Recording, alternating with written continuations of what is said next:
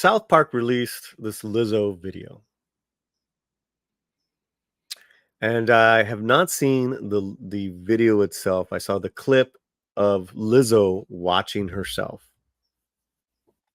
on South Park, and everyone's seen it, the whole thing. And you have all the reactions and all the And I don't keep up with Lizzo. It's not my cup of tea. The music, not my personality. There's nothing that grips me about her personality or her cinematic persona. Pushes body positivity and being happy with no matter where you're at in your life. That's a huge red flag to me. There is nothing positive, healthy, long lasting, mentally and emotionally good about praising obesity. And I don't know, but what is it in the society that has done that to where that has changed? We definitely don't want to shame people publicly. That's not what we're talking about. We definitely want to help people. But here's what I know. As a man who is a black belt in Brazilian Jiu-Jitsu, took me over 10 years to get it. Yoga proficient. It's taken me years to just accumulate everything that I know. Is like any other addiction. If you have an obesity problem, it comes from a deficiency of an emotional state that you're in. It can be as traumatic as something happened in your childhood. It could be something as, later in life where you used to be healthy and something bad happened to you, and maybe an accident left you on the bedside for too long.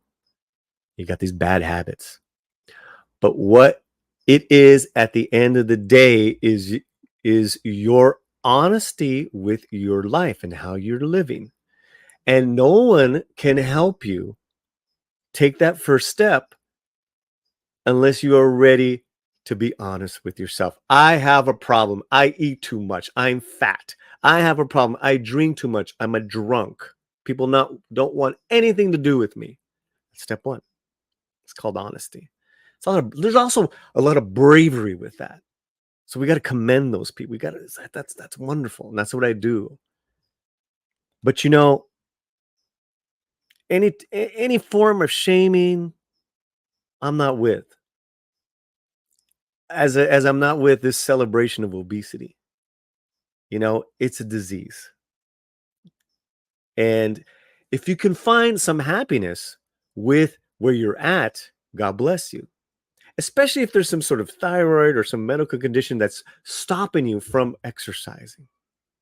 God bless you. Here's also what I also know.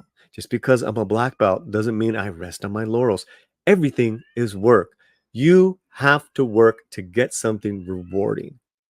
People nowadays are so conditioned not to work hard in their lives. They want everything handed to them. So I actually command South Park with their satire to open up this conversation.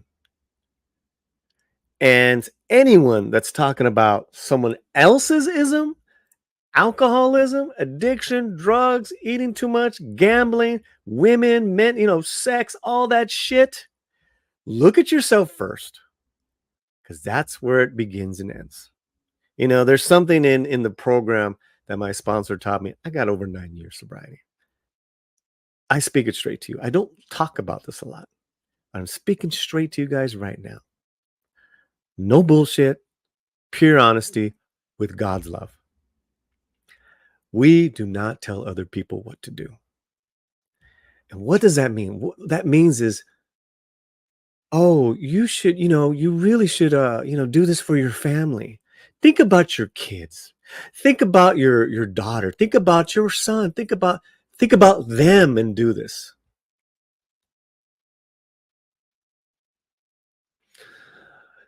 Let's put it into nerd terms. That is a normie way of looking at this problem. That's how normie people, that's how normal people. That's the problem. Is that normal people can do that. They can think of someone else and they don't have that's it. They're on with their lives. So, yeah, I have a lot. I have a lot when people so a lot comes up in me when people um talk out of their asses on issues of drugs, addiction, other people's addiction, especially when they do it publicly like this. If that person takes that first step, I will take 10 for them. But it means nothing. I can't show them the 10 steps, the 12 steps, unless they take one. And until they take one, what I say and do as another man who has a problems with addiction will fall on deaf ears. I want you to understand that. And the only thing I can do is listen. You know, I talked to a guy. I have a couple of sponsees that I talk to, that I work with, and I listen to a man every morning. See where he's at. Just listen. Suggest. Okay. Call me tomorrow. I suggest you do this.